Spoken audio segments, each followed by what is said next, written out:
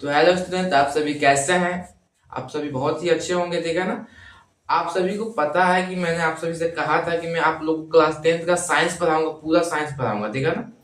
तो आज से हम लोग का साइंस का सफर शुरू होता है और साइंस के बारे में आज से हम लोग पढ़ना शुरू करेंगे लोग, ठीक है ना। आज का क्लास है साइंस का बेस समझेंगे लोग, साइंस के सिलेबस को समझेंगे लोग और साइंस का इंट्रोडक्शन है आज क्लास में, ठीक है ना। आज हम लोग जानेंगे लोग कि साइंस पढ़ने से कितना मार्क्स हम लोग को मिल सकता है, ठीक है ना। और कौन कौन से सब्जेक्ट होते हैं साइंस में, और कौन से सब्जेक्ट पढ़ेंगे साइंस में तो कितना मार्क्स मिलेगा, और कौन से सब्जेक्ट के जनक कौन है, ठीक है ना। और कौन से सब्जेक्ट में चैप्टर की संख्या कितनी है, ठीक है। तो आइए क्लास को शुरू करते हैं और बहुत ही बेहतरीन क्लास होगी आज की, ठीक है। देखिए, पहला आप सभी को पता है कि साइंस पढ़ने वाले हैं तो साइंस जिसको विज्ञान बोलते हैं लोग, पूरे हमारे एग्जाम में कितने मार्क्स का होता है, तो ये होता है हमारा 100 मार्क्स का, ठीक है।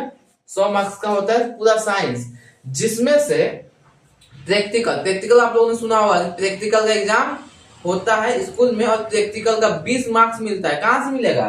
जो प्रैक्टिकल का मार्क्स वो स्कूल देता है। प्रैक्टिकल 100 में से 20 मार्क्स कौन दे देगा? प्रैक्टिकल देगा। तो बचा कितना? तो बचा 80 मार्क्स। और 80 मार्क्स हम लोग कहाँ से लाना है? तो जो बोर्ड एग्जाम होता है, जहां जाकर हम दूसरे सेंटर पे देते हैं एग्जाम, वहां जो एग्जाम होता है वो कितना 80 अंक का होता है, 80 नंबर का। आपको समझ में आया? साइंस 100 मार्क्स का हो, जिसमें से 20 नंबर का प्रैक्टिकल जो स्कूल देगा, और जिसमें बोर्ड एग्जाम होता है उसमें से 80 नंबर का होता है एग्जाम, ठीक है।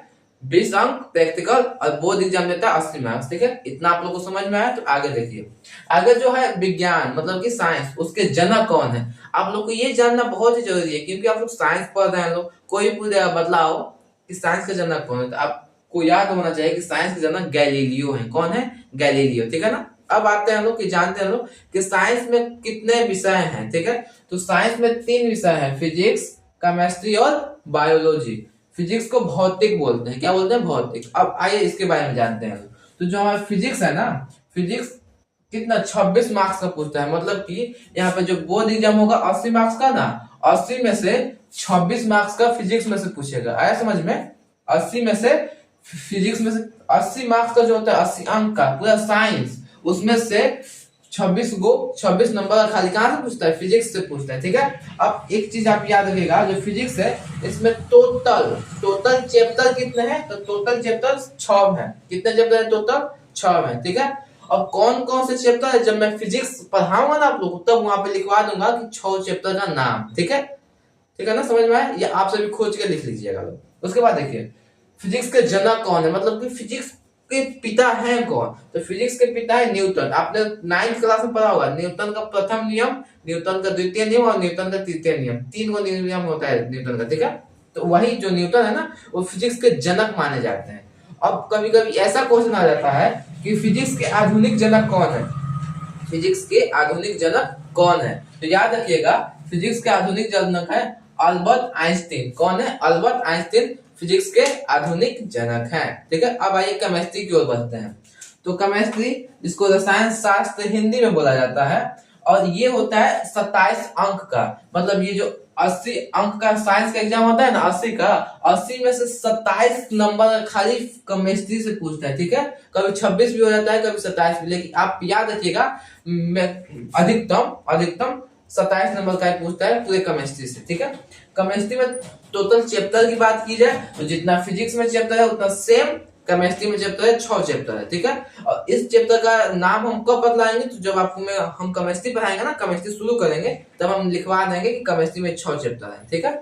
अब उसके बाद केमिस्ट्री जो है, इसके जनक कौन है? तो केमिस्ट्री के जनक है एंटोनी लेवोइजियर। कौन है केमिस्ट्री के जनक? केमिस्ट्री के जनक है एंटोनी लेवोइजियर। समझ में आया? अब आइए बायो तब बढ़ते हैं। बायोलॉजी को बोलते हैं हिंदी में जीव विज्ञान, ठीक है। अब जीव विज्ञान भी जितना केमिस्ट्री होता है 27 नंबर का, वैसे जीव विज्ञान में कितना होता है? 27 नंबर का। मतलब कि 80 मार्क्स में से 27 मार्क्स कहां से आएगा? बायोलॉजी से आएगा। आया समझ में? अब बायोलॉजी में सबसे ज्यादा चैप्टर है, जो साइंस पढ़ेंगे ना, तो साइंस से सबसे ज्यादा चैप्टर है किसमें? बायोलॉजी में, ठीक है। तो बायोलॉजी में कितना चैप्टर है? तो बायोलॉजी में 8 चैप्टर है, ठीक है।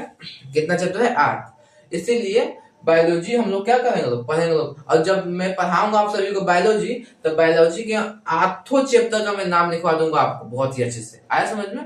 बायोलॉजी के आठों चैप्टर का मैं नाम लिखवा दूंगा, ठीक है। और बायोलॉजी के जनक बहुत ही फेमस है, अरस्तु है, ठीक है। आप हमेशा याद रखिएगा कि बायोलॉजी के जनक कौन है, अरस्तु है। आया समझ में यहाँ तक? अब देखिए, तो अब क्या समझना है हम लोग को, एक बार रिवीजन कर लो कि विज्ञान 100 मार्क्स का होता है। 100 में से प्रैक्टिकल का 20 मार्क्स होता है जो स्कूल देता है, प्रैक्टिकल का 20 मार्क्स स्कूल देता है। बोर्ड एग्जाम जो हम लोग जाकर देते हैं लोग, वो 80 मार्क्स का होता है, ठीक है। जनक कौन है बायोलॉजी किसके, विज्ञान के जनक कौन है, तो गैलीलियो है, ठीक है। उसके बाद देखो, साइंस में 3 विषय आते हैं, पहला फिजिक्स, दूसरा केमिस्ट्री, तीसरा बायोलॉजी, ठीक है। फिजिक्स से 26 नंबर का क्वेश्चन आता है, फिजिक्स से 26 नंबर का क्वेश्चन आता है, केमिस्ट्री से 27 नंबर का क्वेश्चन आता है, और बायोलॉजी से 27 नंबर का क्वेश्चन आता है, ठीक है। फिजिक्स में टोटल चैप्टर 6 गो है, केमिस्ट्री में टोटल चैप्टर 6 है, और बायोलॉजी में टोटल चैप्टर कितना है, 8 है, ठीक है। फिजिक्स के जनक न्यूटन है, आधुनिक जनक कहा जाए तो अल्बर्ट आइंस्टाइन है, आधुनिक जनक अल्बर्ट आइंस्टीन है वही।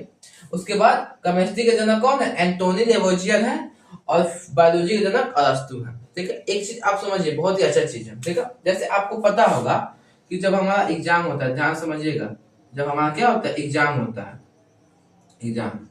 एग्जाम में आपका देखते होंगे कि जो ऑब्जेक्टिव होता होगा, ऑब्जेक्टिव 80 पूछता है, 80 ऑब्जेक्टिव आता है, और लिखा रहता है कि 80 में से आप किसी 40 ऑब्जेक्टिव का क्या करें, जवाब दें। हाँ, वैसे ही सेम जो सब्जेक्टिव होता है ना, सब्जेक्टिव भी सेम 80 मार्क्स का ही आता है, और कहता है 40 मार्क्स का क्या दें, आंसर दें। अगर हम आपसे आसान भाषा में कहें तो जो बोर्ड एग्जाम होता है, जो पेपर बन के आता है, पेपर में क्वेश्चन कितने नंबर का आता है, तो क्वेश्चन आता है 160 अंक का, 160 अंक का। लेकिन हमको जवाब कितना का देकर आना है, तो जवाब हमको देकर आना है सिर्फ 80 मार्क्स का। याद कर लीजिए, कितना का, 80 मार्क्स का। कैसे, तो ऑब्जेक्टिव 80 आएगा जिसमें से 40 का जवाब देना है, और सब्जेक्टिव में 80 नंबर का आता है जिसमें से 40 नंबर का जवाब देना होता है। आया समझ में आप सभी को? अब अगर ऐसे कहा जाए तो मैंने अभी आपको बतलाया, जो फिजिक्स होता है, कौन सा फिजिक्स कितना नंबर का आता है, 26 अंक का आता है। लेकिन जब दोगुना का बात हुआ, यहाँ पे मैंने अभी बताया ना, दोगुना आता है क्वेश्चन, तो दोगुना का बात हुआ, तो ये जो 26 है, इसमें अगर 2 से गुना करते हैं तो एग्जाम में कितना, 52 मार्क्स का आता है। फिजिक्स, सिर्फ फिजिक्स 52 मार्क्स का, ठीक है। उसके बाद देखो केमिस्ट्री कितने मार्क्स का आएगा, तो 27 मार्क्स का आता है। तो अगर 2 से गुना करें, तो गुना क्वेश्चन आता है, तो 54 मार्क्स का सिर्फ केमिस्ट्री आता है, ठीक है।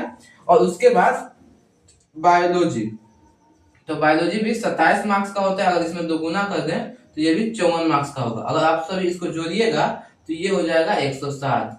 लेकिन हमको 160 नंबर के एग्जाम में बनाकर नहीं आना है, वो पूछा है 160 नंबर, हमको बना कितना का आना है, तो ये याद रखिएगा, इसको जोड़िएगा इसको, ठीक है। यहाँ पे 27 आएगा, इसको जोड़िएगा तो ये हो जाएगा 80। तो हमको बना कर आना है 80 मार्क्स का, और 20 आपका प्रैक्टिकल मिल जाएगा, तो 100 मार्क्स की तैयारी बहुत ही अच्छा से हो जाएगा, ठीक है।